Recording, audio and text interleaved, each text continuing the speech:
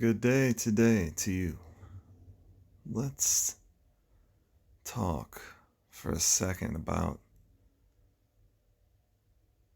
atheism.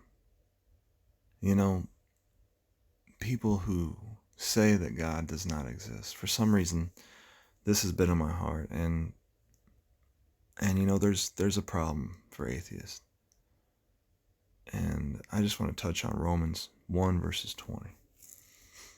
It says, "For the invisible things of God from the creation of the world are clearly seen, being understood by the things that are made, even his eternal power and Godhead, so that they are without excuse."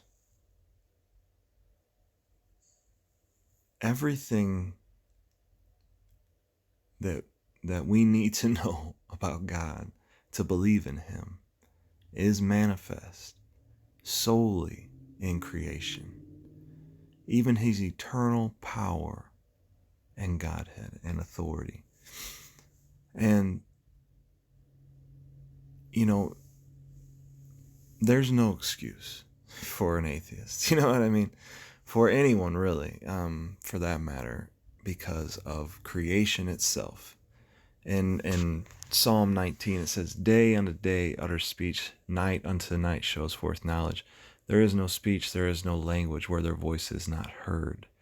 So, just looking at creation, when you look out into the sky and you see the stars and you see the moon, or during the day and you see the sun and the clouds just hanging out, and you just look at that and how it all works like clockwork. The sun, it's on its rotation, it's always there. The moon's always there.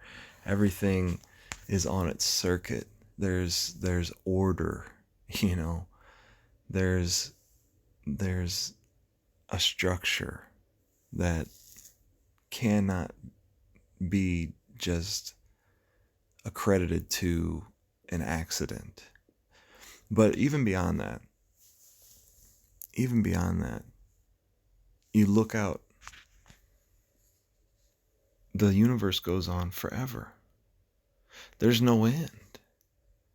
And God is manifesting not only his sovereignty and his design and creation, but he's also showing his eternal power by showing us infinite. The infinite universe is a display of God's infinite power, how it has no end. People, it's funny that people would like to say that God, there has to be something else out there, or whatever. There's just too much space, like for it just to be us. And it's like, well, what did you want God to do? Put up a wall out there? You know what I'm saying? Like, should he have put us in a box, in a earth with a sun, a moon, and a star and some stars, but then 4 or 8 walls surrounding us in a cube? I mean, it's foolishness. So, what people will use as an excuse to say God couldn't exist and there has to be something else out there, which, whatever. I mean, whatever else is out there, it doesn't change the fact that God created everything. But that's besides the point, But creation is testimony enough, for men to be without excuse, because God's eternal power and his sovereignty and his design in creation is plainly seen, all the way down to the fruit of the trees. Go get a banana. Is it a coincidence that it's so easy to peel? Is it a coincidence that most of the fruit, like apple, pear, all the meat of the fruit is on the outside and the core is in the center? Or is it by design that God created it that way for us? And if people want to say it's not possible for God to exist, then you just need to ask them, how does anything exist at all? Because the fact that anything exists at all is a miracle. There shouldn't be a world. There shouldn't be a universe.